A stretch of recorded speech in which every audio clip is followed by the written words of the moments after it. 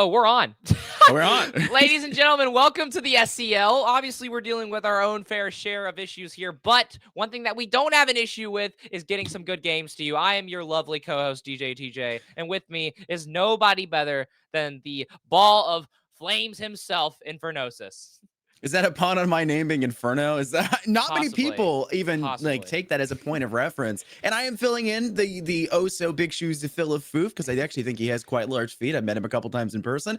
So my role here, as you said, is to let you yap and then me to do a couple sports references. So when the need arises, I'll step into the play.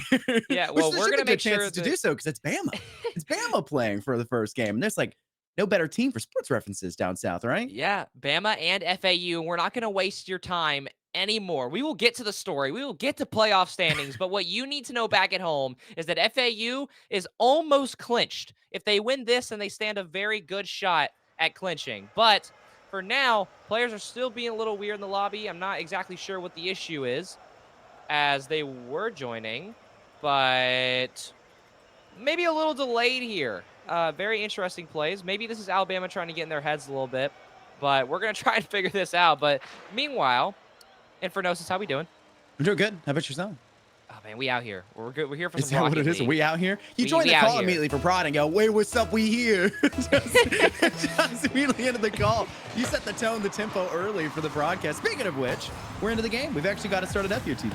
Yeah, and I'm glad you said tempo because that is something that this Alabama roster has had such a wishy-washy time with this season. I mean, we witnessed them last fall. They're a team that gets hot quick, but Hammy Crackers, he can do it himself. And Alabama, the moment that they start getting momentum, they look dangerous, but they have to be consistent. And that's been what's plagued them this year. But this time, I'm not sure if Trizen's going by a different name, but I'm not sure who Stark is.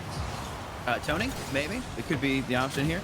He built it himself, you know, in a cave with a box of scrap. So maybe that's what they're trying to piece together, a very scrappy style of play. Shot opportunity, not really much behind it for Gray. Little Stan is easily there to clear it out. Alabama has had a pretty rough time about it so far in terms of being on the defensive, but you can see plenty of opportunities going back the other way with Gray being there at midfield waiting for the ball. And everyone's trying with another Cinder, but there's just not really anyone there to meet it and match it.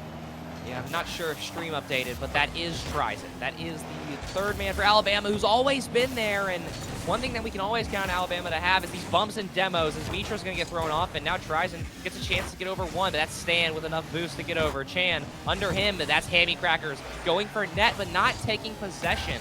He's normally the enabler of this FAU team. I mean, you have two incredible players like Mitra and Lil Stan. I mean, Lil Stan came out of nowhere last year and was extremely impressive in FAU's top 6 run, and now finding themselves in losers round 2 here, they got a long way to get back to that.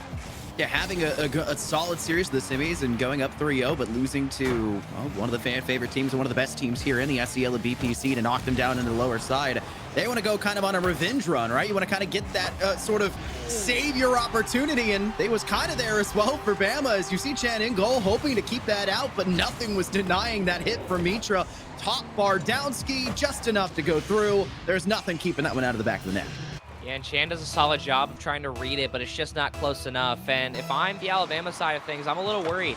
If Mitra is the one scoring on you and you're not forcing Hammy Crackers, you got to get a little concerned about just how versatile that he can be, as now Hammy will try and work his way over 2. He has an open net if he can maybe find a teammate, but 2 players from FAU go. And now Mitra starving all the boost and staying on this. Ball goes middle, but nobody's there just yet. Gray will dunk Stan. It's now Hammy. He's awkward. It's an open net. If Alabama decides to shoot, Stan not going to bump. Gray middle, but he misses the shot.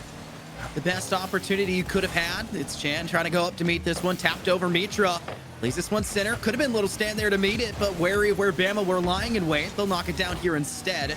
He's just kind of turning into a very tumultuous battle of, I guess, ball control here in the center of the pitch as Bama are still trying to keep this side out of the back of their net. FAU, though, are keeping the pressure on. Chan misses! And Hammy Crackers, you said if you're worried about anyone else scoring, it should be Hammy doing so. They finally say, yep, it's me to do the job. Yeah, and we've seen Hammy make plenty of high-profile goals this year, but that one's just given to him on a plate. We see Chan on the back line by himself once again. Last time he tried to make the save, it was close, but that time he just simply misreads it. So Alabama getting a little antsy with all this FAU pressure. Mitra will have to clear this one out. Let's see an interesting opportunity. Tries to go for that initial kickoff. Isn't that something you said earlier? Was the winning strategy that being attempted to be brought out from UTK later? Was their winning strategies winning kickoff goals? At least what we heard earlier from Prod, the Shaka side of the BPK. But it won't matter too much. Chan will have to clear this one out, and just kind of a stalling point. You got to get 2 goals quickly if you're Bama. Still 2 minutes to do so, and you've got some shots that are getting kind of close to the edge of your net, and that's somewhere you don't want to be, especially if you're already uncomfortable enough in a goal deficit. Yeah, Alabama actually out shooting FAU right now, but their shots just simply haven't really been too threatening, as that's a massive pitch downfield. Nobody's back. Mitra going middle as Hammy was pre-jumping for this, and that's the thing that you also got to worry about. This FAU team, they're having fun, and normally we don't get to hear too much from these boys, as I think the only time FAU has ever spoken on stream was when Mitra came on for the selection show, but regardless, they're a little secretive team, and you never know what they're going to bring out, and they're enjoying doing so. Lay down the sideline for Hammy. You're talking about having fun, and this could be another opportunity. What's more fun than scoring goals? Little stand is there, tapped up instead. Is Mitra able to meet it? Doesn't seem to be the case, but to keep them out from an opportunity to put a shot on goal and increase the stat sheet, at least in any capacity. 63 seconds remaining, and Bama need to start hounding the pressure, and you can tell they're starting to get overzealous, over greedy for it. They've got 3 players down the pitch, all hunting for an opportunity to put their name on the scoreboard and put Bama up at least 1 goal in this first game, and it just hasn't been giving them the opportunity to do so when we're seeing a really good flat back by FAU, constantly able to keep that pressure up and not really giving any ball control to Bama. Well, Gray finally gets ball control, and he finds Trizen, but once again, it's another Alabama possession that's just simply given away, and then there goes first man. Then there's Hammy, double tap, but he doesn't get it. Now net's open, Trizen, awkward touch, he needs to pinch this middle, or maybe he'll leave for Chan. It's miscommunication, and what could have been a massive goal is now just gonna be sitting here in the midfield. Do you change your playstyle now if you're FAU and see that Bama are starting to get with your new, more fun playstyle? You're starting to see Bama actually put shots on? I don't know, but this one, it doesn't matter what fun you're having. This one was going through. A beautiful collection here from Trizen, who just continues to play this up and over. Chan just securing the goal in the final few moments. And a gorgeous display of what Bama can do when they work together and when they're able to take advantage of the FAU mistakes. Trizen going under try-card, and it's debit or credit for that goal. Just simply finding the bump and bumping or hitting somebody out of the way. And so far, you got to do more than that, though, as now this ball will stay in the FAU half. Mitra's going to rip this one downfield. Trizen is not positioned correctly, and it's simply going to roll off his car. FAU fairly comfortable up until the end there. Yeah, they were in solid control, and the only reason we really see for a good majority of that Bama getting opportunities, like we saw a couple where Trizen kind of had an awkward touch, and it was really a single opportunity for Bama to put a goal through, and you combo with that, the fact that they did get 1 ball through eventually, this could have been a tied series. I think FAU just had fun. You highlighted it really well. About 2 minutes left into this one. They had the lead. They knew it, and they were going to try to hold on to it as long as possible. It doesn't mean they can't go for some good shot opportunities, but we're starting to see that kind of weighing on their shoulders a little bit, saying, hey, we can do this. We can build jump for this. We can pre-jump for these things. But at the same time, we may want to manage our expectations and manage our sort of elegance, at least a little bit when it comes to our defending side, and not get a little bit too over greedy and overzealous, because saw Bama do in the final 2 minutes when they were in desperate time, when they were in the desperate few seconds needed to try to tie up this game 2-0. Yeah, it's weird to see because both these teams have similar play styles. Other than Hammy, every other player in this lobby, they will rotate through. They will look for bumps. They're not afraid to put 2 people up. But Hammy's the one player that you don't see doing that all the time. It's because he knows that he's a high enough level to play around this level of talent. And that's why the series feels so weird so far, as Bama's keeping up with the pace of FAU, but Hammy has barely even had to hold his right trigger and drive around. And so maybe he will be unlocked soon as he gets a good clear this way. And FAU, it was a close one last time, and they're looking to change the narrative here. Oh, and they may have already put themselves up a little bit awry, and Gray's there to clear it, but doesn't mean there's still no opportunity available for FAU. They still have pressure on towards the Bama side of the pitch. You have to worry if your Trizen is the only player back inside goal, and Hammy is getting that pressure forward. Does get demoed. Trizen just trying to keep Hammy away from this area of contention, which is probably the wisest idea they could have, especially when kickoffs are so important for setting the tone and tempo of each game. And it doesn't keep Mitra away, and fallback plan has to be made. Is Hamby Crackers available for the defense? They are, but it's actually Mitra to pound it against the side bar and keep that away from the FAU goal. And somehow this is just going to roll in as Trizen comes off a very good air dribble bump. But then Chan, all he has to do is just put this near the net as Hammy goes up and trusts his second man, who just whiffs. And then Mitra backflips. This is not what you tend to see out of the FAU roster, but here in playoffs, with 1 life remaining, you'll take it. it's making or breaking territory. These little mistakes, which truly are big mistakes at this stage of play, can't be allowed to continue, and they're gonna have to now play the catch-up game a lot like they had Bama just do last game to try to recover and get this series tied up 1-1, or sorry, get this game tied up 1-1 and try to go up 2-0 in the series. Little Stan plays off to the corner. You can see FAU were trying to get that goal as quickly as possible. Great bump to keep Gray out of that level of field, but Chan now plays this cleanly off the sidelines, allowing for Hammy to go up once again, and you can see FAU going for a fallback plan, just trying to restabilize this attack and maybe try to keep the defense well structured, because Bama are really quick to meet these aerials, and it's going to be coming quickly no longer 50-50 balls and quickly become a Bama favored 80-20 if they're not careful. Well, speaking of being careful, Gray just throws himself up at that one and also gets the demo, so he makes up for it, but Mitra will trade lives there. Is now Hammy looking back for it, but Gray's obviously there, but then he hits it right back to Hammy, but no boost to really follow. Oh! That's another miss. It's a solid 50 from Tries in. Is now that ball's just gonna roll to the backboard. Chan needs to beat one here. Will do so. Hammy a little awkward. Chan not gonna beat him. Hammy's got another touch, but Gray gets there first. Stan quickly on. All 3 members of FAU on this ball. Is now here comes Hammy once again. He actually fakes and lets Mitra bump. That's 1 player down. That's a flick over 1. Mitra's by himself, but now Stan respawns. Chan dunk above Stan. 2-goal lead for Bama. You can see FAU had so much dominant control there and were willing to send all 3 players up on the opposing side of the pitch. But when Bama was finally able to get a clearance that goes past half field, you've now turned the entire game up on its head, and FAU failed to recover, and a single demo can spell the entire undoing of your defense. It's a bit, I would say, too aggressive out of the mind of FAU, and there's no recovery plan, no fallback. It almost just got even worse. A 3-0 start was on the booking there for Bama, but Hammy Cakes can't get a solid enough single hit, plays it too far, and that's a missed opportunity for FAU. Yeah, Hammy Cracker is one of the best players in the entire SEL, and maybe even still is up for debate.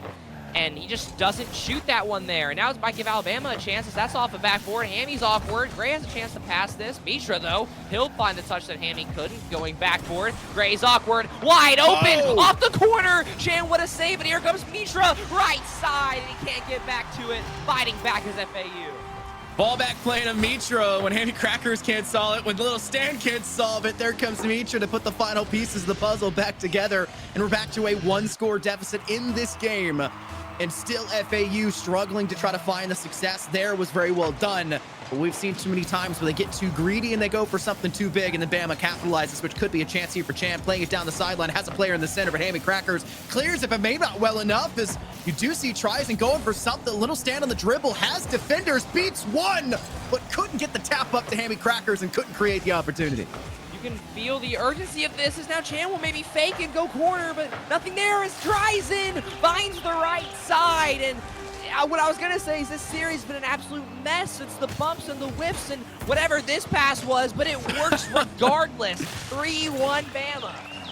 So many shot opportunities that weren't there at all in our first game already. It feels like the game is evolving just 5 minutes later than the last 5-minute session we just had. And it's how quickly Rocket League can turn on its head. Tries it up into the air, plays this down towards FAU side. No one really there to follow it. Bama just going to try to hold on to this lead for the time being. It's Gray's in the air. Great double flip by Hammy Crackers for the reset, but not on target for the goal. Not able to place it in either corner, and FAU will still be droughtless in the goal line. Just trying to maybe get their second of this game and still make the last 60 seconds possible. Little stand up in the air. Hammy Crackers very disjointed, it feels like, for FAU. Just seems like everyone's just going for a hit, and there's not really as much communication as you expect from them. Yeah, this split's a little different. FAU's play style of just simply throwing everything at the wall and then going from there, it's a little more figured out from everybody. And this is also an Alabama roster that's playing much better than it was last split. So it's a mix of FAU not playing the way they want to, but also this is a prepared Alabama roster. But Hammy, you got to watch out for him. He's pass 1, pass 2, looking for 3, open backboard, soft double, but he doesn't have enough to do it. And with 40 seconds left, that one hurts. Gray gets a massive touchdown field, open net, but Stan will get a touch to the corner. Gray reads it. Chan, though, has to watch out for the bump. Stan and Mitra, though, miscommunication. 2 Alabama players. Everybody's a mess here. FAU are scrambling in dire time, and they know it as time keeps ticking further down to 0. Father Time adding a 4th car into the pitch, making this a near impossibility for FAU in this game. They still tried their best. Tyson's credited with a shot opportunity, a save though, nothing really behind it, no substance for the side of Bama, and it's just truly a game of keeping the playing field in their favor. Here comes an opportunity for FAU. Is it cornered enough? Almost, but barred down. Does not come true, and this one will fall forward for Bama to tie up this series now 1-1. I don't know what I'm watching. You know, this is the 10th straight week that I've been on this stream, and every single week I continue to be confused and surprised. Alabama, solid performance, but FAU, it feels like they're holding punches. I mean, each player had at least 2 shots. Hammy and Mitra had 3. So you're looking at 8 shots compared to Alabama's 7, but Tryson had 5 of those. So Alabama just as disjointed at FAU, but FAU has played the better team game so far, but they're just simply not connecting. Yeah, it feels like they have all the pieces of the puzzle individually to get these shots up, but it almost feels like FAU aren't playing as together as we saw Bama do in that last game. Obviously, they didn't look as good in game 1. That's why the scoreline fell for FAU, but they gave up a lot of those goals were kind of just single man opportunities that were created off of individuals for FAU kind of powerhousing their way through that. And you mentioned it, Hammy Crackers is the player you look to for FAU to do so. That's their role and responsibility. And when they've been so suppressed to go completely silent on the score sheet for a game, the scoreline is going to be indicative of that level of, or maybe lack of success for your team. You lose out on game 2. The series now tied 1-1, and you've now got to come to the conclusion or start to question the strategy in some capacity or TJ. Can we rely on Hammy Crackers against this Bama team that's so accoladed and so darn good right now against us? Or do we need to start changing the field up and start to play a little bit more cross heavy, a little bit more pass heavy, a little bit more cohesive as a unit instead of just trying to rely on those really big power plays? Yeah, here's a stat for all my fun people at home. Hammy Crackers leads. Oh, almost gets a shot there, but Hammy Crackers leads in ball touches in the last 2 games. So he has had the most individual possession, but he doesn't lead in a single other stat. So if you're FAU, you need him to step up. And with 20 boosts, there's only so much he can do, but he might find his way through Chan. And that's 3 shots for Hammy already. So picking up the pace is FAU. I mean, you're not even 30 seconds in, you're dropping 3 shot attempts into this one. That's exactly what you want to ask for this individual. Is this a 1v1 opportunity? Tries to go high with it. An air dribble for some reason to elevate the ball above Chan, but Chan's not falling for it whatsoever. And Bama managed to keep the scoreline down to 0-0. TJ's in disbelief. I don't blame him. That should have been another opportunity for Hammy Crackers, who is continuously pounding the rock, but can't find the back of the net.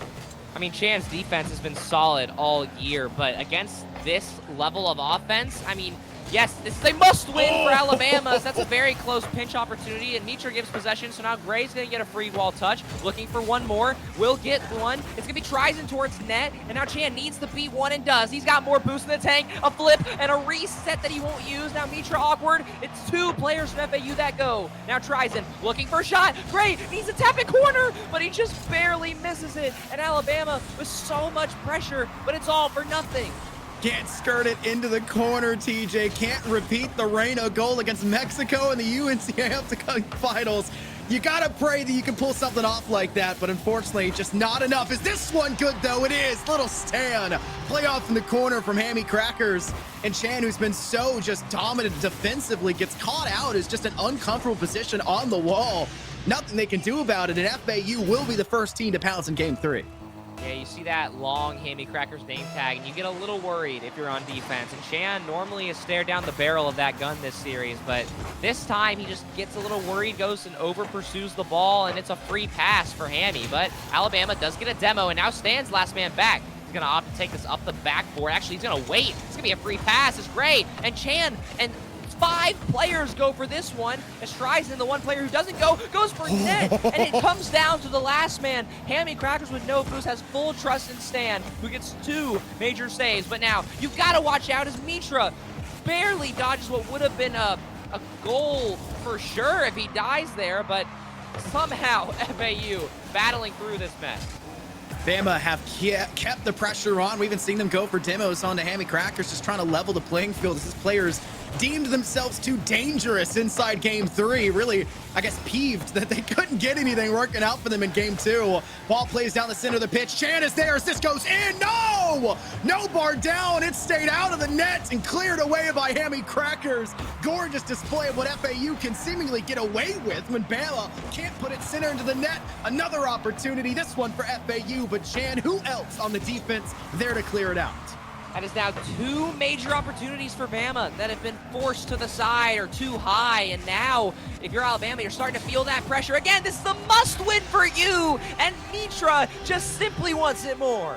Look at the tiniest tippy-tap Happy Gilmore putt you could possibly ask for. Just the tiniest little bit of an edge needed to send that one into the back of the net, and it bounces over the Bama defense. 2-0 for FAU, who once again, a lot like game 1, can now play their own style. But I think we saw how that worked out in game 2. They may want to stick with the level playing field they've got with Hammy Crackers going crazy on the pitch. And this is what you love about this Alabama roster. They are already free-jumping everything and even bumping each other, too. So really getting it done on every side of the pitch. As now Hammy's going to get a free pass out of the miscommunication. Chan, awkward, looking for double. Mitra sees through the smoke as Gray needs to win this. Accidentally tries in really awkward as Hammy goes under him. Good save, and that may keep Alabama in the game. Mitra's on the fallback for the defense. It is one missed opportunity for Little Stan. The second one, though, Hammy Crackers there for it. But it's Bama still with full pressure, and all 3 players from the side of FAU diving for this ball. A complete misnomer. They're just not available in the backside of the net. They're overcommitting too many individuals. What happened to that Hammy Crackers trust in Little Stan we just saw 2 minutes ago, TJ? All of that's out the window when nobody's there to deny that second touch from Trizen. Yeah, and Alabama's starting to show their true colors a little bit. If you take a quick look at the scoreboard, Trizen with 500 here with a minute left, and his teammates not even above 250.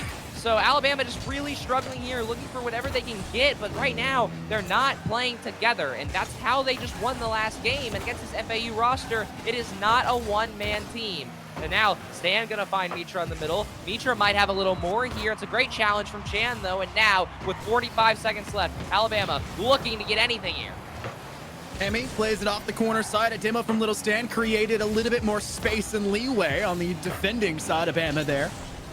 Snow's not panning out too well for you. 30 seconds left. Mitra goes high to meet this. Little Stan can just play this down into the corner. Gray not winning the 50-50 they were anticipating, still favoring FAU. And Bama are struggling to clear this one out. And I think FAU are plenty happy with the result. But now they've got to play back on the defense where Hammy just gets a poor touch. How does this stay out? Still a chance from Tyson, but can't net it in either. Bama have been given 2, if not 3, if not 4.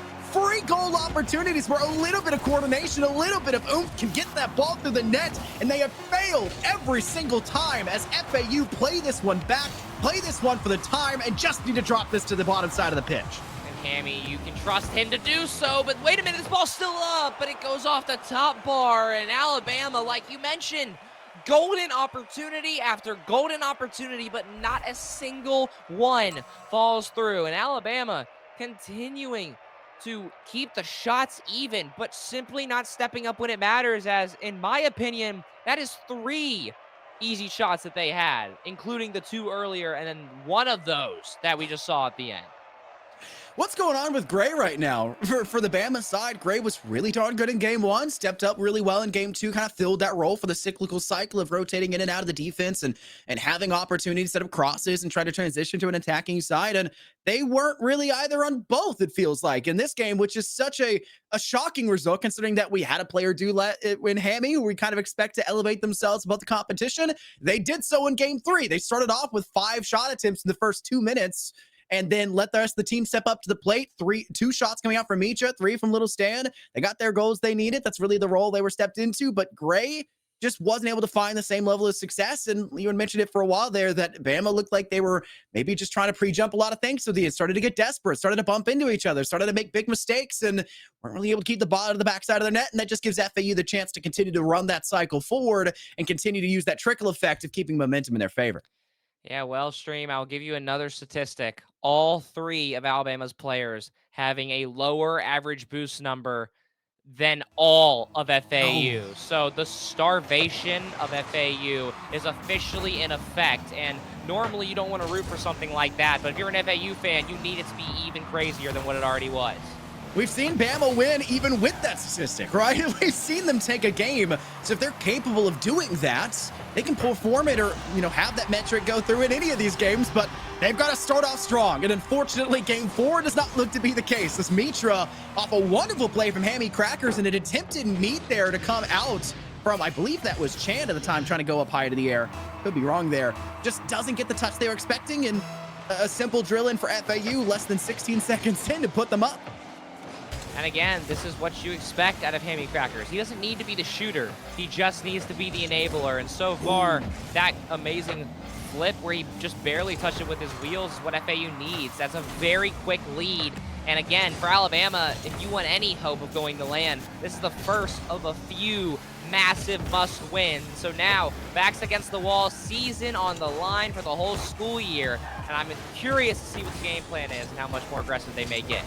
Lands in your state, folks. You got to step up to it. You've got to go in. You're going to let FAU send you out of this one. You want to travel on up to Huntsville and get your ticket forward now. And it's not panning out for you. As a couple opportunities for Bama. Missed, though. Not really where you want to be. FAU now in the possibility of clearing this one out. It's there for Mitra. Is the defense available for it? Hammy, what's this touch? Unbelievable. I don't think they needed to tap that whatsoever, but the secondary touch wasn't there either. As Hammy plays a really interesting game of ring around the ball just to keep, I guess, Trizen away from a shot opportunity that would be clear on goal for a simple clear out the other way. And FAU, Mitra almost back in for another chance, but still dry for both teams. Yes, Trizen rotates into this ball, and Gray is now completely awkward from it, so FAU continues to build pressure, continues to find taps. Hammy takes a soft touch, fakes under Gray, almost over Chan, but who else from Bama would you count on to make that save? And now Trizen, the offensive leader, gets past 2, needs to find a pass middle. Chan completely whiffs it. That's another opportunity passed away, as now Hammy Crackers past 1, 14 boost, trying to find one more, will go high with it. Mitra quickly up, is now Stan last man back, he gets done. It's a wide open net, but now it's Hammy Crackers who is already back somehow, and 2 Alabama players. You still can't beat him. Hammy Crackers has been an absolute threat on both sides, and you'd assume Chan would be capable of doing the same thing. Easily the best defender we've seen all day, and they just aren't there offensively, it seems like. And they need that secondary offense. Gray, what happened to this ball? Chan has to come out of the backside of the net off the inside curve. And this still is just creating something for FAU as Hammy Crackers gets a secondary touch to play this off the corner. No one truly there for FAU. Mitra forced to fall back and tap this one sideways. Now played through the centers. Trizen has to clear this one even further. And FAU are being stalled as this could have been perfect. It's not for the initial, but the second follow-up strikes true for Trizen. It may be a mess, and it may be the SEL, but regardless, the game is still somehow close. Hammy doesn't read the second shooter, and Trizen will find the tying goal here. 2 minutes left to play. It is the SEL. That makes it messy. That's what we do best here in the SEL. Whether it be Rocket League or Valorant, it's always hectic in some capacity. Trizen tries to go for a ground pinch to maybe squeeze that through the bottom right corner of the net. Not available to them, though. Slightly miscued for it. Hammy Crackers goes high. Can they beat Chan? They almost do. It's still favoring them. But Mitra wasn't there perfectly to put that through. Not too shocking considering the maybe unexpected variable of that bounce. The second one coming forward, and Chan goes up to meet it. And FAU are being kept once again back from a goal-scoring opportunity, but they're keeping the ball pressured off towards Bama, who are struggling to get this out the other way. But one thing about this Bama defense is that now I actually see them taking possession and finding counterattacks. And so, yes, you don't want to be on this side of things where FAU's constantly on your net, but this isn't the worst case scenario, as now we're going to see right back in the Alabama half what the plan is. As Chan, he'll miss it, so now Gray, soft touch to corner, he sees Mitra, will not beat him, so now Trizen, last man back, needs to find a flick, does get past one, but the net is wide open. Hammy ready on go to shoot this one. Chan's miss right there you see in the top left of your screen just set the undoing of Bama there. The missed opportunity on the play on the wall against Hammy, and then trusting Gray in a 1v1 that it's a 50-50 ball. It could go either way. You have to expect that there's a variable that can cause it to go awry. And then they still had a player advantage for FAU. They're just going to demo Trizen. That's all they're going to play off of. It's beautiful execution, and it puts FAU back in advantage. The kickoff started to look desperate for them as well, and Bama barely able to keep FAU away. Good touch by Chan, but nothing coming up for it just yet. Trizen sneaks it through, and it's a tie game again. How is this in? I don't understand how this is in, but again, it is the SEL. Stan just caught completely awkward here. I mean, I stood up for that one and ripped my headset cord out, but somehow we're tied through it all. That's why you have to have a long cord, TJ. Long cord, long cord. Otherwise, I'd be tearing out my headphones every time I stand my desk up. Shot opportunity by Hammy Crackers. Chan there with the save. Who else for Bama? And saves are desperately needed, and it's not coming through again for Bama. Hammy finds the saving spot they needed off of a play-in from Mitra. And Chan, you throw a million balls at them, they'll save 999,000 of them. But they're still letting the couple few through, and that's one of them right there. Again, it's just such a mess. That's a unfortunate 50 there for Alabama as that ball just goes flying middle, and of course FAU's ready to shoot. It's now Mitra, he's ready to go again. Hammy flip, that's not gonna land, so now there's one man back, and it's Stan. Needs to stall as much time as he can here. 20 boost, one more touch, looking middle. Chan has to give it away, and Alabama, they're getting their boost start. They can't give away possession. That's exactly what Chan's gonna do. But wait, Hammy awkward, tries and goes high with it instead of shooting, and now Chan needs to start the counter. Has a flip under Mitra, but what a great touch from him. And now Hammy quickly on. Not actually will get beat. Falls middle. Mitra going right. Gray's ready for it, but needs to find a touch or something. He completely misreads it. Now nobody hits it. Stan, Gray, ball stays up. Hammy to end it. Fakes it. No! Gray will keep it up. Looking to go middle. Finds a bump on Mitra. Mitra stays alive. Gray keeping it up, but what a dunk from Mitra. And it's going to send Bama home. GG no re for FAU, and they're out of here. They don't even want to sit in the winner's circle. They've got bigger things to look forward to. The big possibility of the land event as well. They're going to ride that high for a little bit longer, and Bama, man, oh Bama, your own interstate land, and unfortunately it's going to elude you. Feel free to come on Stop On by. We're happy to see you, but this one, you're not going to be playing in for it. So that unfortunately will eliminate Alabama from land contention. So that is it. That is the last time that we will see them this season. But FAU, with that win, they jump from, I believe, 30 points to 42, which jumps them from, or sorry, 38 points to 42, which jumps them from the 5th seed to the 3rd seed. So a massive win for FAU as they are now officially above King, who is already out. So if FAU wins another series, there's a chance they clinch a top 3 seeding at LAN. And seeding is so darn important for a LAN event. Getting that theoretical free buy in the early rounds, an easier opponent, right? Fresher meat, so to say, is so important in a LAN environment where the desperation in the room around you is going to play so heavily into how quickly those thumbs can move on the sticks, or if you're Bepic, how quickly the fingers can move on your keyboard, because I still cannot believe that man plays with no controller.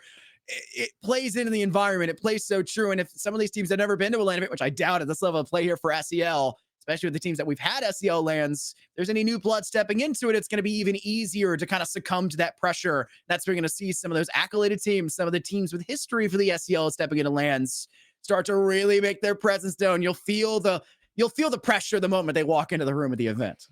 Yeah, it's new teams eliminating old, and this next matchup is nothing short of that. We get Bruton Parker, the undefeated kings of the SEL so far. They have not lost a single series, but we have them against what might be the best team in the SEL prior to them. It is Bruton Parker and UTK Orange, and we are going to talk about that matchup before that happens, but for now, we do have to run to a break. So to Alabama, thank you for your time, and to FAU, good play into their part. So we'll be right back with more SEL. Do not go anywhere.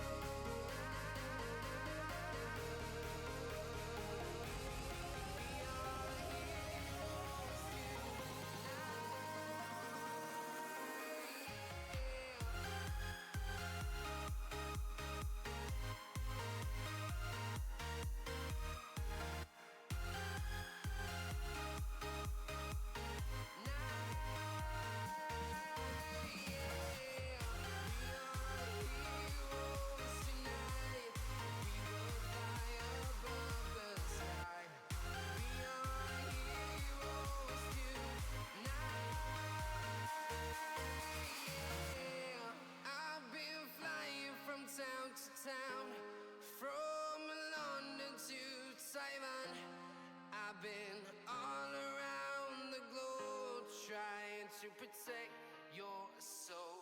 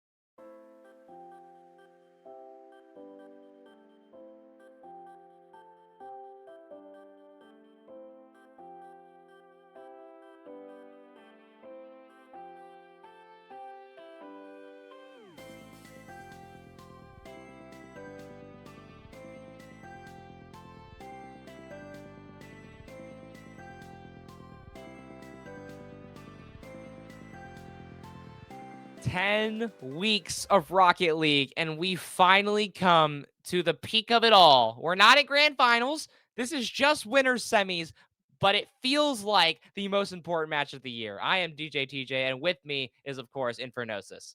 You say, of course, as if I'm here often when you're the only consistent Rocket League caster we've had throughout the entire season so far. I can't even say that for Valorant because I missed a week one time for being sick and having an event the other coming weekend. I didn't want to ruin my throat. You're the only person. You are the SEL now, DJ TJ. Sorry to break it to you. But yes, I'm unbelievably excited for this one, even as an outsider stepping in. I know just how good UTK Orange are. I know just how good BPC, their Rocket League team, is. And this one is going to be one I probably will never forget.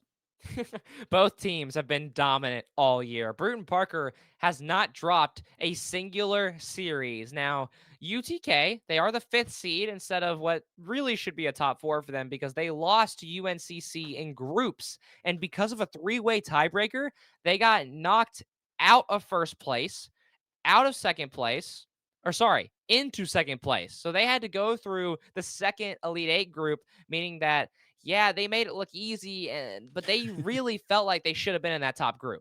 Yeah, mistakes can happen. Things can happen, and they've gone pretty much flawless so far for this playoff stage. At least this playoff stage, they 3-0 University of Arkansas. It was not a tough game for them, it seems. And same thing with Niner Esports, which is a team that you really have to keep your eye out for. It can't say the same thing for Bruton Parker. They 3-0'd their first team they faced off against UAH Charger Blue. Rest in peace, the UAH side, and most of the chances they have for the LAN event stepping up, and then they 3-1 the FAU out. So they did end up losing a game in their last series they had played. But they're looking to probably face the same level of contention, if not more, probably coming out here against UTK, as I'm expecting this one to go to all 5. Yeah, that's something worth noting is UTK kind of got a little lucky with Georgia State having roster issues and falling down to losers. So then you play a UNCC team that I talked with the UTK boys. They were waiting on that matchup to come back. That way they could make sure there would never be a game 4 incident again, and they 3-0'd them. In winners round 2. And so now they finally get the matchup at the very top of the mountain in Bruton Parker College, who, like we've mentioned so many times this year, are unstoppable. But this lineup isn't their normal lineup. They do, to SEL rules, they have to play with a modified lineup. So it is 2 A team players and a B team player. But that B team player in Sino has been very special this year. Yeah, special is, and he's been running the production for SEO at this point. Special to us in our hearts. We'll have to see how special he plays on the pitch. But he's been excited for this one. Has actually been highlighting, the strategies they've had stepping into this one, and maybe the strategies that the other team's now facing up. As there was a Twitter post made by UTK Orange out on Twitter talking about the strategies they had. You said you would decipher it, so I'll leave the platform to you. But they looked primed and ready. Yeah, so they got Jaden, and then I believe that is Kung, who are in the lab with the A team today. And the points are simple. So it says BPC exclamation point, and then it says score open nets, beat people to ball, demo chase, and then a triple MacTuff, and then a Carmine Court kickoff. So you got 5 easy points if you're UTK, right? Nothing crazy. It's not like they're asking you to do the unspeakable. But they have fun, and that's what the whole league loves about this UTK roster is that they are so involved in the community, and also with the addition of Crisp, they're a really easy team to root for because they are just simply better than so many other rosters, and they feel like the last line of defense this week. If you're an entertaining team, you tend to bring in, supporters. You tend to bring in easy to root for, spectacles from outsiders. The same thing when you see for like Valorant, you see like Sentinels. They're just easy to root for. They're just easy to point out and say, we want to go for them. Yeah, they're winners, especially now in Madrid. But at the same time, what else is there? You just want to root for a team like that. Same thing with R6. You talk about the Japanese teams. You just want to root for them. It's just something you want to do. And I think for the SEL, we needed that. We needed a team that you can look at and say, this is the team I want to root for. When you're so entertaining, when you're so dominating in your bracket, when you're able to step up above pretty much everybody else and somehow still show that you have more available to you. It's not even just like landslide victories and you're giving everything you have. It seems like there's still something left, a little bit more in the gas tank that we could see come out. And you just need someone to test you. We're just really waiting for that moment when you get tested. And I think that's this week. I think that's this game right here, TJ. I think this is going to be the moment where we see absolutely everything have to be brought out. It is. This is the hardest team that Bruton Parker has had to play in a hot minute. Bruton Parker, they've played through CECC, they've played through Esports U qualifier, so they've had some tough matchups. But in terms of this specific roster, they have not played a team like UTK. Yes, Antics and Milk very familiar with high level play, and Sino is as well, but he's not the starter. So there is a little disconnect there, and it also cracks the door open for somebody to finally take more than just a few games off. Surprisingly, FAU is the only team this year to take more than one game or any game off of Bruton Parker. Bruton Parker has gone 3-0 in everything other than their two series against FAU, which were 3-2 and 3-1. So one team does have 3 wins against them, but Bruton Parker has stayed undefeated. And I can't help but feel like a lot of that success is coming purely off of him being so darn aggressive and being such a darn good player individually and letting the team build around that single player. And you see that a lot in sports, and I'll bring it up because I'm Foof interjecting in today. Shohei Ohtani and having a team built entirely around your so good player that can play on both sides of the pitch. You know, like it's your player you build the whole team around, and nobody's complaining about doing so, right? You're going to build your offensive line around a Lamar Jackson, right? You're going to set yourself up to be ready to hold the quarterback in the pocket if you've got Tom Brady sitting back there that can't run with his legs, right? You're going to play to the strengths of the roster that's there. And if you've got somebody that can step above, you're going to let them do so. And you got to elevate them by elevating yourself at the same fell swoop. And I think UTK, they're 3 players that are exceptionally talented. And I mean, if you can all elevate each other, then it's good. And you're going to have to against a team like Bruton Parker, and it's going to have to go the same way, vice versa. Yeah, and if you're looking for players to watch, it is Antics and Crisp. No, unfortunately not Shaka. He's normally the defender. It is Antics and Crisp, 2 extremely mechanical players on 2 extremely talented teams. It's the newcomers in Bruton Parker versus the last line of SCL defense in UTK here in the upper winners semis. Let's get it started. Oh my goodness. We're so darn excited for this one as the kickoff gets forward and there's no goal off it just yet, so the strategy hasn't necessarily worked for yourselves. There will be a demo actually comes out from Milk taking down Shocker, maybe trying to set a tone here for the SEL. So yeah, we're done with them. Not too big of a concern for it. Chris places off the sideline. You got to be there for this. It's a second tap by Chris, but it just goes over the backside of the nets. And I will have to set up for a secondary chance. Joe Bro falls back, and Crisp is there to keep this one away from the net and just kind of play for time for the team to set up for the next. You can already see the difference in gameplay as Bruton Parker, they will sit on their back foot and they will put the other one up. They're comfortable. They're not worried here as right there. They will not miss a defensive touch. They won't miss a backboard read. And they'll find each other almost every time. But this UTK roster, they're quick. They're ambitious. They're looking for bumps as this ball hovers over the midfield. And Joe will take advantage of the sliver of open space to kick us off with the first goal. There you go, Shaka. It's an assist credited to you. You've got your name on the board here, buddy. But Joe Bro, you make sure you put that one in the back of the net. You make sure you secure, baby. 61 seconds into this game. And we've got our first goal. And it took quite a bit previously to see, I guess, stringing success, you know, back-to-back action. And I'm hoping that won't be the case here, as you can already see they're trying to set the tone after the recovery. Chris can play this one high. Not really the touch they were wanting. It just gives it to Sino, forcing Joe to go up for it. And thankfully they're there for it, but it's not out of the danger just yet. It's 2 bars back-to-back, and still somehow it doesn't find a goal. What a save from him, and this is exactly what you want. I talked about the 2 players to watch, but how about the unsung heroes, the 2 third men of their rosters? It is Shaka and it is Sino, and you have to look to them to really keep this roster consistent. But Antics finally getting his chance to shine, looking high over one. Ooh. Shaka sideways, what a save for him once again. Off to the sideline, Shaka will hand this one over, just needs to play a little bit smarter. Crisp in the back line. Shaka falls back. You try to play the secondary stringing line, but it's not going to matter. There's not really much antics going on here. It's just a matter of clearing this one forward. Where's the defense? Where's your hold? No sweeper in play, no goalie in nets, and it's a 2-0 start. And Sino, we just talked about him being the third man. He goes for mid boost, doesn't see Joe Bro lurking middle, and that is a 2-goal lead here. You can't give up these opportunities. You can't let these go the wrong way. And this is now a bigger hill you'll have to climb back into. Joebro gets the better end of this kickoff. But it's still, you already have the lead. It's a matter of holding on to this and staying strong. Milk, it's the flip reset they were hoping for, but nothing really comes out of it afterwards. Sino plays this one high. Will need to fall back. Shaka goes up to meet it.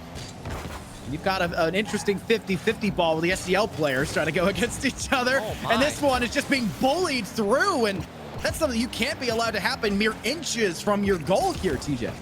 As now Antics, though, we finally see Bruton Parker starting to pick up the pace. This is kind of what I expected in this series. I have this series going to 5, and I have Bruton Parker winning it, which I know chat is not going to like, but this roster, they need time to adjust. They need time to read and just simply open a book, and they'll take an open net. You'll get what you can get. And they'll get themselves started here with the first goal about 3 minutes into this game, in the first game of this series. And if you can get it from downtown, you'll take it from there, because we've seen these goals, we've seen these balls squeak in front of the net, and we've seen them fail to follow through. Get your name on the board at the very least and start to get momentum working in favor for you, because it seems like what we've had going right now is a much more methodical game coming out of UTK Orange. As this could have and maybe should have here for Chris, but somehow stays out. Crisp, almost play of the year coming off that backboard, but that's such a close opportunity. But if you're UTK, you're not too mad about not getting that one. The pressure has been very one-sided as UTK is, well, actually not out shooting Bruton Parker. They're dead even, Wow! but that one will be the one that gives them the lead and also adds a goal to it. It keeps them the lead here, TJ. That's what we're looking for. It's a dominating lead. 2 buffer to make mistakes, and we've seen mistakes occur. That's how we see Bruton Parker get that goal, see him move that favor their way. And they've got to keep him out of it now, because anything can happen in the next 95 seconds left and ticking, as it almost was created for Milk. Squeaked away instead by Crisp, who's been everywhere, it seems, right now for this UTK side. Yes, fine. I was going to say they finally calmed down, but Joebro's just sitting there waiting for it, and I'll make sure to say it right this time as they extend the lead to 3 goals. Joebro knows exactly where they're gonna be. What can you do about a team that knows where every single ball is going to head to? Well, out-predict them, and it doesn't seem like the Magic 8 ball's doing much work right now for Bruton Parker. They're gonna need to return it and find a new one, because this game may just be too far gone with a 3-goal lead, but it doesn't mean it's impossible. It just makes it very unlikely. With 3 goals, you have to catch up from in just 68 seconds. But don't count Bruton Parker out just True. yet. There is a minute left, but they're still very close to finding some shots. This ball will go middle, and now it's open once again. And Joebro goes 4 for 6, lead. and Crisp will make it 1 for 2, 4-goal lead. Is this the point, TJ, where you say, well, GG go next? Yeah, for sure. This is the point? This is the Bruton line you Parker's draw in the very sand? good. They are very good, but when you have someone like Joebro scoring 4 goals and a calm little 700-point bomb, this is just kind of where you gotta simply learn. And again, this is what I expected, because UTK, they are fresh off a land win against a Cincinnati team that they originally got kind of dominated by over in Lexington, and then they turn around and they make quick work of them in Cincinnati. So this is a heavy momentum-based team coming into this week, and I kind of expected them to take game 1, and so now it's all about Bruton Parker. What do you have up your sleeve for game 2? How can you recover, right? And for them, I think if they're putting too much emphasis, too much importance on the rest of this game 1 for the final 60 seconds, they're burning themselves out, right? The candle can only stay lit for so long. Eventually, the wax will melt, and you'll have to wait for it to cool down to get the wick to relight. And if you burn out too quickly, well, then what are you going to do in game 5? What are you going to do when it comes to best of 7s? What are you going to do when it gets even further if you can make it there? You got to play a whole lot smarter and think about the future. And right now, their future is looking a little dull. They've got to make the decisions. They got to make the play style changes and choices stepping into game 2 that will make this 5-1 split at least a 3-1 split, and then play game 3 and go a 3-1 split to maybe an overtime game or maybe a lead game where they take the win instead. Anything, even if it's small steps to recover. 5-1 here in the first game. And if you're an SCL fan of the old guard, you're very happy with that result. UTK, granted, they are a newer team to the top of the table, but they are still older than Bruton Parker. And many people, there was a little controversy about rosters at the beginning and about what was allowed and what wasn't. But Bruton Parker, a scholarship program, they're used to the troubles. They are used to the issues, and they've played much harder series than this but still, UTK has to be up there, one of the better teams that they've played. I mean, we're seeing it, the scoreboard and the score line that shows at the end of game one. Typically, you consider it a feeler game where, you kind of see how they play and see what you can maybe adjust upon for the next few that you really have to recover from. But if you get I guess, too big of a hole dug out for yourselves, then the recovery is going to seem very difficult to do. And mentally, I think is also a big thing. If you let a 4-goal differential hit you in game one, that's going to separate really good players individually, both on a clinical and mental level, from good players on a clinical level and maybe can't hold up the mental as strong. And you start to see them kind of crack under the pressure. Yeah, and UTK not really feeling the pressure. Oh, they're They happy. literally just spent the entire match chat just having fun. They were just talking to us casually as we were casting. So if you really can't be worried about this UTK roster, they look as strong as ever. As now we enter game 2, Bruton Parker has to make some adjustments, and it might start with strengthening the back line through Sino coming out as Antics leaves the match. And Restart. we're going to get a match 2 restart. So I'm not exactly sure what happened. We will all back out and reset the lobby. So I guess we'll keep talking about game 1, Infernosis. Yeah, I guess we are. I mean, what else is there really to talk about it, though? I mean, maybe miscalculations. A lot of the goals we saw come out from UTK, I felt like there was not very many things that could have been changed for Bruton Parker College, right? It wasn't like big mistakes for being mismanaged. There was obviously the big one where Sino was kind of out of place. It wasn't really where you wanted to be. And defensively, Shaka looked a lot better for that third man role when it came to rotating in and out. Kind of going for that boost was kind of the undoing of Sino in that angle. But all the other 4 goals I felt like were pretty much this tried and true. This is just UTK being on the ball, making sure they're meeting balls and creating, less 50-50 opportunities and making sure they're securing those. They were out dribbling them. They were out, I would say, juking them in a lot of ways. If you can get a bounce up and juggle over the top of them, it just looked like they were driving circles around this Bruton Parker side for a team that should theoretically never have another team drive circles around them. But it is just game 1. But that's what it looks like in game 1. And that's kind of a story you don't want to have sprung out against your Bruton Parker. They made it look easy because, yes, Bruton Parker on the back foot a lot, having to adjust. But UTK, it feels like they have even more to unlock, as we didn't see a crisp-led offense. Even in the midfield, he didn't have to make the plays that he has had to make this year. And if Jobro is leading, going 4 for 6, and he can replicate even half of that, UTK is in a very good spot. My goodness, is Jobro an absolute menace in that last game as well? You call it a cheeky 700 bomb. Yeah, almost got there, but it doesn't matter. They could have done it if they decided to just apply themselves a little bit more in the final 38 seconds when they had already secured the 600 plus. They were the end all be all of that team stepping into that one. And it was not just a matter of their inner, gameplay, but kickoff wise, they were securing it. They would send Shock out there into the space. They would say, yeah, we're going to go ahead and control this, because what is the most important thing about maintaining momentum and keeping control over the scenario? Kickoff tends to be that way. Secure it, get that playing your way. You've now got an offensive pressure that'll last you between 10 or even 30 seconds, depending on how much pressure you can build. And if you even go for any demos on that aggressive side, and eventually, if you put enough pressure on a house of cards, it's going to collapse. And that's what defenses tend to do. Yeah, and we're currently figuring out a few more tech issues as UTK is making jokes about the rule book in match chat. So that's what I've been looking at. And it believes Bruton Parker is going to get in the lobby really soon. Antics had a tech issue, both teams playing from campus labs. So there's obviously issues that are going to happen. But now we see Bruton Parker in the lobby, and the most requested series of the year will continue on. UTK's up a game. All right, finally get game 2 back underway. Chris goes into the middle, meet it against Antics. A good play in from Shaka to the center. Jobro almost there, and they're trying to once again start off with the most solid foot you can possibly ask for.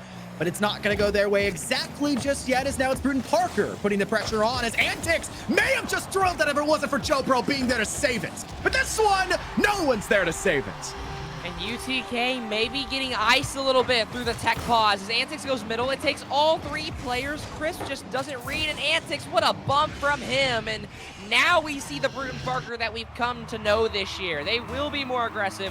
They do not care about having a man back. They just want the goal. Oh, Chris bit slightly bumped in the attempted follow-up behind the initial touch of that kickoff. Would have been an interesting chance for UTK Orange to put the pressure in a one-on-one towards goal. Shaka goes to demo, and that just opens everything up. Everything changes off of that tone. You get the O from DJ in the background. It's a different game when Milk has no chance to even go for something, and the only player that's in the back line defensively is just stuck in a respawn timer. What can you do? Yeah, and we're seeing that Antics is having lag issues, but still, that was a great bump and demo from Shaka. It made the net wide open, and I believe this match will be played out no matter what, and so it's 1-1 here. That might be an own goal. Yes, it is, and Shaka will be credited for it. Shaka, that's about as easy of a goal you can ask for. When it's just it's a bump it through the side, it's perfection you can ask for. They get it. 2-1 now the score line as UTK once again put themselves up. TJ lets everybody know we can reset the game afterwards. Yeah, we are gonna play this out. That is confirmed. Yeah, you have to play it out. You know, I gotta do my job. I'm doing a little bit of everything here. But Mr. now we Bepic can get back today, to huh? casting. We've had 3 goals, and we almost find a 4th, and we haven't even made it through the first minute of this game. And so UTK, it's a mess, but they're sticking it out just like FAU was able to do. I love that they're letting Shaka off the leash, it seems like. So consistently diving themselves forward and going for these balls. This one being driven so darn heavily in by Antics. Played off the corner here from Milk. And there's just Shaka unable to get to it. Yeah, and Shaka was positioned not too poorly, but just caught awkward in the midfield, and now it's a tie game, and now you start to maybe throw a few asterisks over this series as we are still seeing tech issues coming out, but again, we're gonna play on, and so both teams dealing with all sorts of random issues. Bruton Parker seemingly having a few more, but nonetheless, welcome to Collegiate Esports. This is the best money can buy. Well, welcomes Dallas back to R6 yesterday. Had about 3 rehosts, and he says, well, I did not miss this. And apparently, our Rocket League is not too far from that, it seems, with the technical issues. Esports are just struggling the last few days, it seems. Jobo goes up to go for this Shaka, who I said it's kind of been let off the leash, it feels like, in Game 2. It's still everywhere on the ball, just trying to play this pitch so darn heavily. Jobro drives his front bumper into the wall as about as hard as you possibly can ask for. They'll fall back now pretty heavily, allowing for Milk to try to chase this ball down into the UTK side of the pitch. As this could be the perfect opportunity for BPC to get themselves forward as Antics couldn't drive it down, but at least get something towards the net. I like that you mentioned players off the leash because both these rosters have similar first man. It's surprisingly Shaka for UTK, who just simply is on the ball and doing what he can, but also having to play third man like this awkward 2v1, which he finds himself in once again, but what a save. And for BPC, it's the same way as it's normally Milk, who now he has to make a save, but both those players make incredible plays on both sides of the ball, but now we can see Milk getting a chance to show what he can do. Flip reset, not gonna work though, as now Jobro looking for the counter. It's a Flip for dunk. Jobro, but it doesn't fall again, as now Shaka will shoot, and now it's an open net, and Chris can go down low. What is save from Milk? Jobro's tried everything, ran out of boost, couldn't drive it in for the finisher, tries to play it backwards to Shaka. It's a great attempt. It's beautiful from UTK to transition to a team play instead of a solo mindset, but somehow still can't forward the progress to get them a goal up in this tied game in Game 2. As it's played down the sideline, Crisp knows that Sino's there. It's played over the top of him. Jobro waiting for their own chance. It's played to Antics in the center. Is this a perfect touch? It's a dribble over the top. Beats 2, but it's a clear by Jobro. Shaka, no, Crisp has to play it back. And you now got a chance in return of your UTK as Crisp fails to get the demo off to Milk to make that an easy goal. I almost thought for certain that that ball was in, and it's not out of the woods just yet, as there's so many players up top. Here comes the BPC third man. It's Antics looking for Milk, who's already up, who's going to look middle. Back for Sino, who goes under 2! BPC connecting flight to send this one in. They're ahead finally after a 4-round deficit in Game 1. And a recovery here by UTK in Game 2. They've reclaimed the lead now with 82 seconds left on the clock.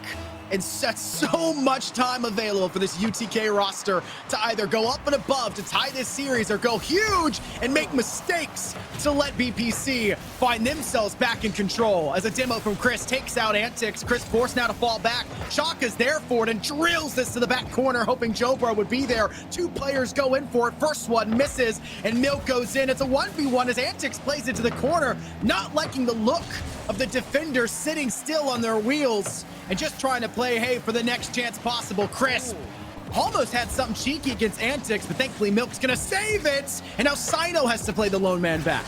Yeah, BPC, they were trying to play the slow game, and now they look awkward as the UTK offense, again, connecting just like BPC did to them, and now Shaka needs to find a pass, but he's beat by Milk. It's a wide open net. Jobro needs to beat somebody and will. Now it's off of Crisp, who beats Sino, but now Antix has plenty of time to go up with it. Now Crisp, enough boost to go again, back to backboard to Jobro, who goes for middle, but what a save from Sino.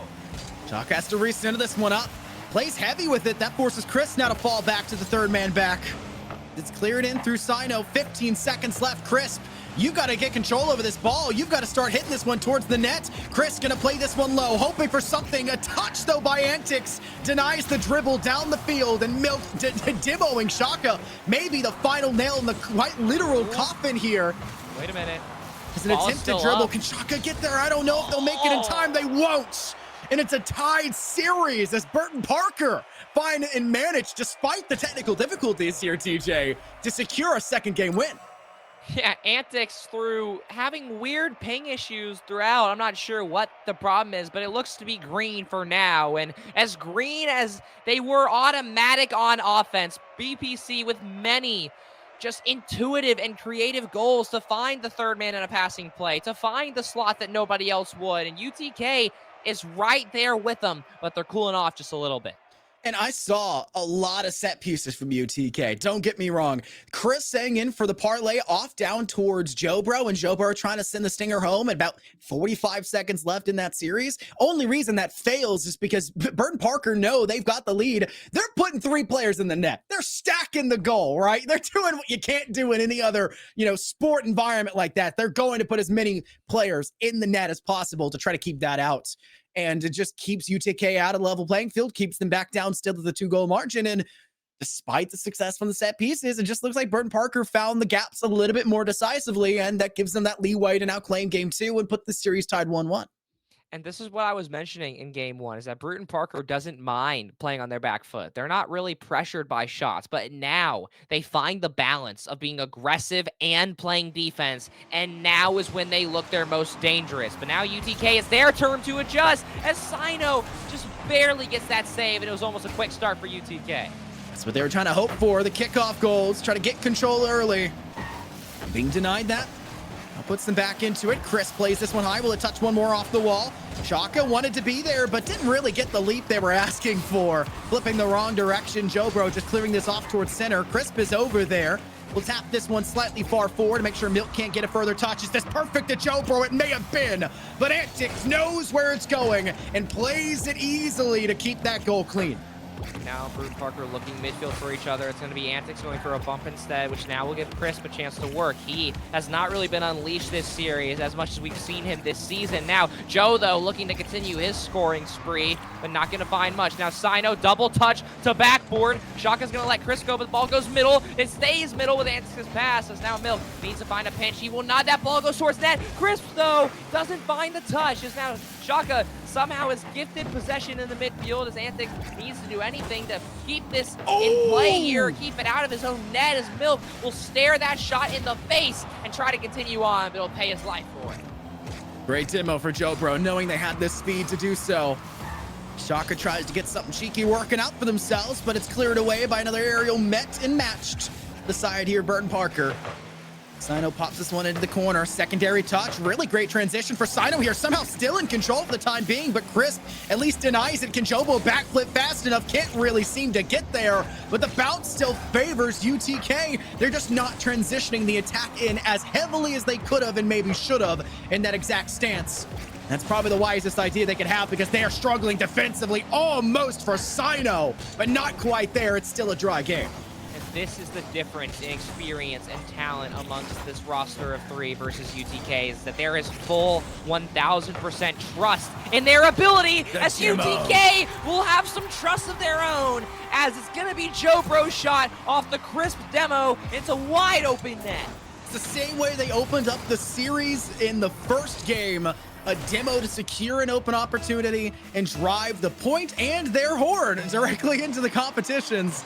That's a great way to start it off again, as the kickoff has been so consistent for UTK off the back of Shaka meeting it, and it's given them a good advantage. But this time, Burton Parker are there for it, and they always get themselves their own level of demo as Crisp, I guess, gets revenge for the mistake previously. And Shaka as well. They want a piece of the puzzle as well to try and get themselves the lead. Oh my gosh, it's demos galore. As now Antics has maybe a dribble over Jobro, and finally the scoring slowly starts to open up halfway through the game.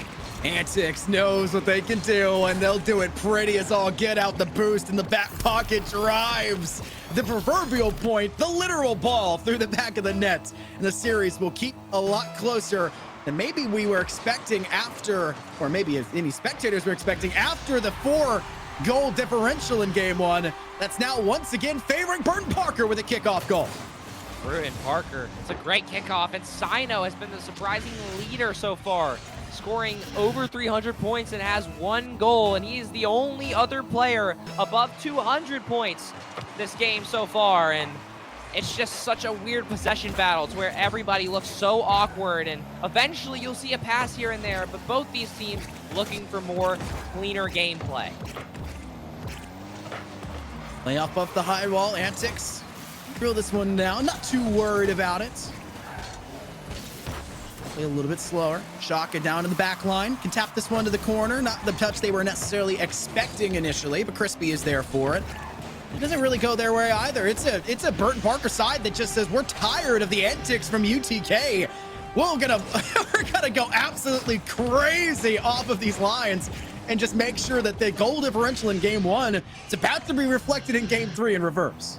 Yeah, welcome to a scholarship program. The hours that these boys put in, Sino was already going up for that as the ball came off of Antics' hood, and that right there is the difference right now, is again, it is full trust. They don't care if all 3 of them are up. They're fully trusting their comms no matter what. Rain, shine, sleet, or snow, or an open net that Shaka has to say. Still, 100 seconds remaining. You've got to put so much more power into it if you're on the side here of UTK.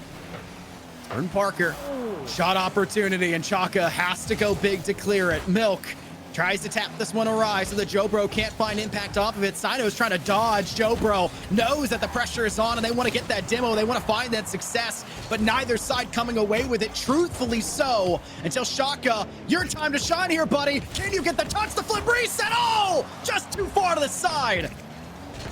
UTK still very much in this half, as now we'll see Jobro getting a 50, ball rolls middle, and Sino's awkward, but there's not a single player in sight after the demo. Now Shaka, though, opens up the net, and the Antics can't get there. UTK brings it closer with a minute left. Oh my goodness, I am so excited for UTK. How many times have we seen them score 1 goal and get a second one almost immediately after the fact, DJ? Look, they have so much momentum after the last few weeks. Again, coming off of a major land win in Cincinnati, just not at home, not in their own lab, and had a very few important games, and now this one just as important, and the performance still loading for them, but now they find themselves 1 goal away from taking this to a potential overtime. It's gonna be a fake. Chris will shoot, but it's not there, and the net is open. Jobro just has to go to corner. Milk reads it well. Pinch is in order, but is also way too far. Sino looking middle. Jobro pinches. Is there a player up? It's Chris. Chris! Flip reset. It's in the net. 3-3. Off the back of a Burton Parker player. Crisp know exactly what they had to do. A near impossible angle to work from, and Antics can't help but tap it through. A tied game, and we very well may reach overtime for the first time today, DJ TJ. And it's a kickoff again. This one for Antics, as this one goes off towards net. Jobro clearing to the corner. Shaka making a roll for this one off the side, nudged away, but Jobro always so cleanly there. It's still a perfect chance off the side. Almost for Crisp again. Demo comes through, 3 seconds left. Shaka, backboard, player to send this one to Big Jobro, the 4th goal, a massive game to go up even further in the series. 2-1 UTK. An unbelievable just clincher to send us out in the recovery. You had a 2-goal lead at one point. You had steadied so much, Burton Parker.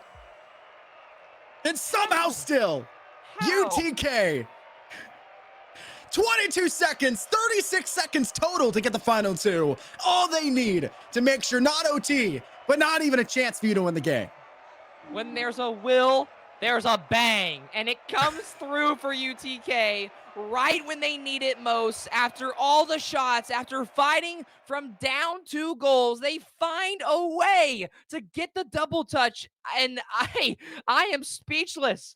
That comes down to the wire in a game that should have been overtime, as Burton Parker looked so consistent throughout that entire half, and it comes down to just an absolute meltdown in defense with the own goal and then giving away backboard for free. And you could tell that UTK, they knew the pressure's on, but despite the time constraints, they were still hunting for a demo. They were still hunting to get that player advantage to make that play off the backboard infinitely easier for themselves, because they couldn't rely on another own goal. They couldn't rely on Antics having the back bumper tap the goal in. They needed to drive the point home themselves. And doing so, a lot easier when there's only 2 defenders actively there, and the first one misses the chance because you tap it just too shy to their left. Perfectly played from the final few moments, and now the series is sitting 2-1, not in Burton Parker's favor, who looked like they had the momentum for so much of that game. It's going into UTK. We're holding the lead. Well, here we go. UTK, the fan favorites, now 5 minutes away from clinching a spot in grand finals, and I believe that may just clinch them the first overall seed at LAN, but we still have time to just simply see what happens, as Shaka, not a lot of boost to work with, but must beat Sino, will complete the task, as now Milk quickly up, trying to stay on this, but Shaka's right back on him, getting a bump. Play in slow. Milk not really there for it, but Jobro will recenter this one up. Crisp tries to go high, meet it on the wall. Shaka gets really into this one as Jobro. It is just a tandem game of every single player for UTK taking their turn of things. As Shaka gets beat. What a strike from Antics and a setup for Milk at center of the pitch. Gorgeous. A tap through center. And I guess Shaka was anticipating that it was going to be Milk continuing to touch the ball and try to play off of it, but Antics came in too quickly and just throws a wrench in things to give them the goal. Well, very quickly, Burton Parker shaking off the defensive errors and finding a massive offensive shot as we once again open up the scoring early, and now it's awkward. Top left for Crisp, and it's cooked nicely. Who let him cook? It is Crispy in the kitchen. Down they go, and Milk just plays poorly off the wall, not where you were wanting it. In a tied game again. This has not even been 60 seconds left, TJ, and we've got an absolute slugfest on a pitch, and this could be a chance if Sider didn't play to the left. And it's looking just like the previous game, as again we get early scoring, we get a mess of defense from both teams, but this time it's once again down to, can you play through the pressure that the SEL provides? Chris will try to say yes as he looks for Joe. He'll take it himself. Joe resets in the middle, waiting for Chris' touch, but now Milk will get there first and also gets a 50. And now Shaka, last man back. He's beat. Milk looking for a flick, looking for a pass, and Sino sends it far away. Milk doing everything there. Dribbles 1, dribbles 2, but Sino can't collect for the final tally as Chris tries to play their own level playing field. Cleared away by Sino, maybe the revenging chance to set something up as Jobro puts a tap up towards Chaco. This could be an Antics! Gorgeous drop through! And a goal for Burton Parker! Antics is here to show y'all what he's about. This is why he's one of the best. Massive double touch, gets the extra one just for fun. 2-1. Every moment in this series is culminating to a near perfect moment in esports as Jobro goes offside, gets themselves a demo, and I guess just tries to make up for it. Chris doing the exact same thing. Where's the defense? I'll tell you, 90% of them are dead. Off the waters. They are consistently winning the demo game, but they're not winning on the scoreboard. And they've got to find a better way to score because those 3 demos they just got did nothing for them, TJ. Last time we saw 13 demos across the entire game, and I expect this one to be nothing less. This is Rocket League. This is the new meta. You've got to be aggressive. You've got to really take it to the other team, is how BPC trying to do. So that's Milk over one as Antics looking to do the same. Goes middle, but JoBro trying to keep it close. But Antics will get another 50 as Chris just needs to get out. But Milk will get the bump and will let Sino put this one on net, but Shaka has enough boost as his teammate is dissipated. Antics looking middle. JoBro just barely alive. Shaka back to Joe looking for backboard, but gives it away to Sino. Sino plays this one down low, trying to get something to work with it. Whittles it over the top of Chris. Maybe a secondary touch option, but Chaka says, no, no, no, not here, buddy. Thurman Parker still maintaining that lead or keeping the score line slim. There's not really a chance to go back the other way. Two sweepers in the net. Chris goes high. JoBro tries to get a secondary touch. Chris! What a thought up from the very back of their own net. Sends it through. JoBro with the tap, and what can you do about it if you're Burton Parker? And the players to watch are throwing haymakers. It's 2 goals for Antics, 2 goals to Chris, and Chris says, whatever you can do, I can do better. A series that's tied up would be very darn beautiful. But UTK don't want to give up, but this one could have been bad. What a hit from Sino. JoBro forced to get there first to clear it just inches from their own net. Shako goes high off the sideline. Sino there to touch it. And you'll see that really slow style from Sino. They like to play a small ball because it lets Antics swing in hefty, but Milk wasn't prepped, needed boost, and had to clear the big one in the corner.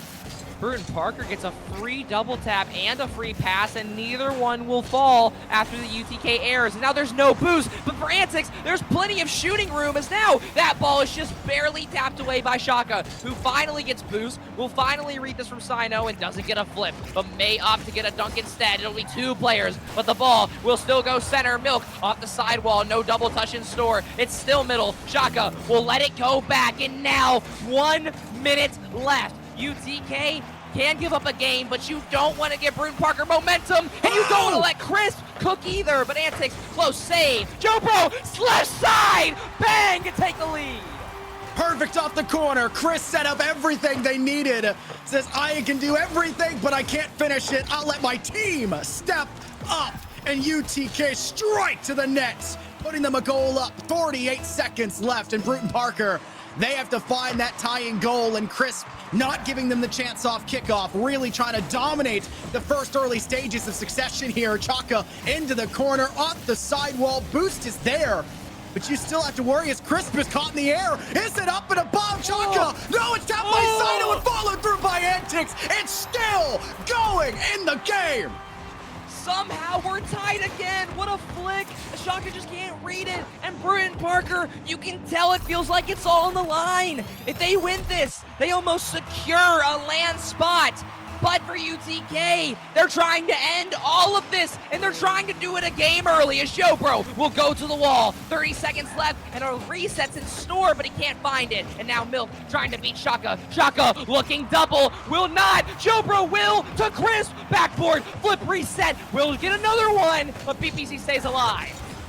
There's overtime happening here. It may not. Milk has a chance to keep the game high. JoBro goes up, flip reset, maybe their Antics. Instead, falling back as UTK may be forced into an overtime here after they let the Burton Parker side get it. Play to the corner. Shaka, maybe the chance to keep it alive. It may not happen. JoBro just between 2. This one sits so darn far, and Chris says, yeah, I'm not going to risk that one here. It's OT, baby, here in game 3. What a demo from JoBro there to make sure Sino can't keep it up, and we have overtime. Milk is going to look to end it early, but he gets bumped instead. Shaka touch to Joe, who's going to try and find Crisp in the air. Does beat one. Shaka looking to win the series. Backboard. What a read, though. And now here comes Joe looking to continue his offensive spree, but Shaka will bump him off. JoBro still holding strong, make sure Milk doesn't get the ball too far past them. But a great bounce for Burton Parker, and now puts Shaka in a very dangerous state as the only one there. But a great touch from JoBro, and a good boop as well to keep that player back and make sure they can't hold in for the next. Could be a great way to set things up. Chris taps away Antics. Antics wants none of it, though, and they're everywhere. You think there's a free touch. It never truly is, as the bounce goes above the anticipated defender of Milk. And you'll have to think twice now, as this is a good shot for UTK, but Milk's always there, unless this one stinks! Shaka sends the singer home, and this game over. It's next one through. It's wide open. Chris gets the bump. I'm not sure who was left back alone, but they couldn't get out alive, and UTK defends the SEL history. The newcomers will have to go down to the losers bracket, and UTK are your first team in winners finals. This is a team where you've seen everything, absolutely everything come through, culminate to one big broiling point, and they say, yeah, we let things get a little bit close there at the end. We let game 2 get out of hand, but we take 3, we take 4, and we take no prisoners as we send them down lower.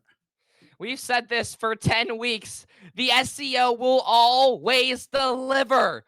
It's always close games as we get 3 one-goal games in a row, including the 0-second winner from Crisp. And it's pinned in chat for a reason. Is he played his role and he played it well. And we still have so many other games to be played tonight, but this one had to be the best.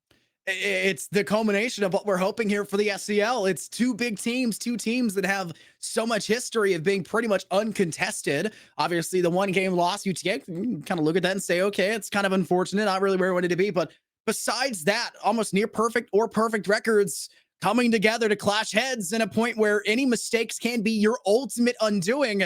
And thankfully, when you're on the winner's side of the bracket, there is the chance to make a fallback plan.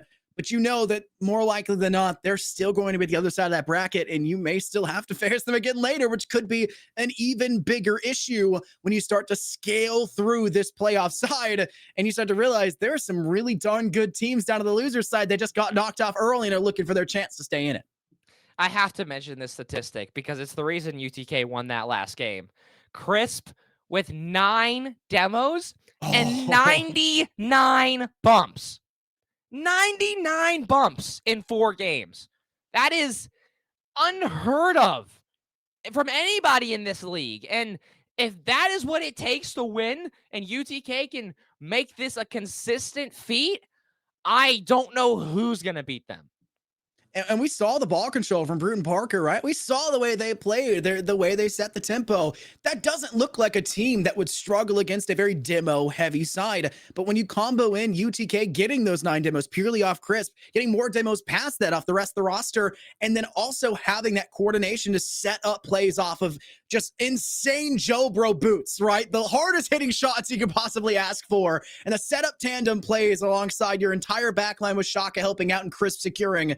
You've created a formula for a team that where there could have been a mistake or could have been mistakes or maybe errors clinically, they get made up for almost immediately afterwards by having that saving grace of having the advantage when it comes to taking out a player and no longer having that defender really be an option inside the net. It's just incredible. And the Gorgeous. consistency of UTK. I'm looking at Jobro and Shaka.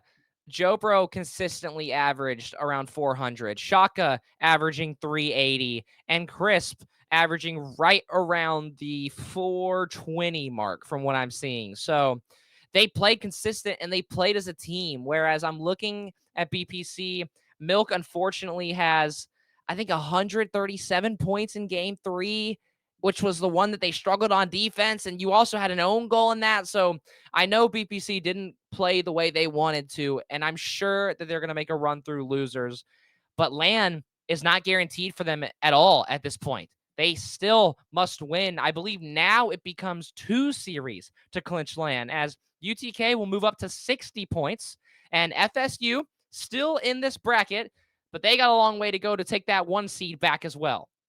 There's so much happening here for the SEO on the Rocket League side, and it's the best time to be here watching in the playoffs where sometimes you get a little bit of saving grace and you have that fallback plan like we have here where you take your loss and you can, take it on the chin and say, we're going to make our run through that lower bracket. And then, that's when you start to get the heart palpitations as a supporter saying, all right, well, we've made our mistake. Any mistakes are kind of a bigger issue at play here. I don't think they're a team that's going to really take this lightly. They're going to hit back into the books. They're going to start making up a new strategy. They're going to start playing a little bit differently. And they're going to have to vibe view the ever-loving heck out of this game to figure out what UTK did to make that first game go so wrong and make that third game recovery and then the fourth game dominating scoreline right at the end to secure the lead and edge they needed in OT to secure the victory. Because if you just say, hey, it happens, you're going to find yourself kind of getting upset, I feel like, in the loser side. Yeah, well, you have a whole week to figure it out because you still have to wait on the results of losers round 4, or sorry, losers round 2 and 3, with FSU Garnet and USC currently playing or playing tomorrow, and then Buds at GSU and ECU playing right now. So we don't have any score updates, but we still have the results of 3 losers bracket games left, including the Kentucky Cumberland match. So guys, it has been incredible. The SCL, we say it every time, it always delivers. You can always count on it. And you can always count on me being here with whoever is up next. But we appreciate Mr. Scott, Mr. Infernosis here for stepping in. But unfortunately, that is it for us today. UTK defend the SCL history, and Bruton Parker has a long way to go. And we will see everybody next Wednesday, same time, same place. Y'all have a great night.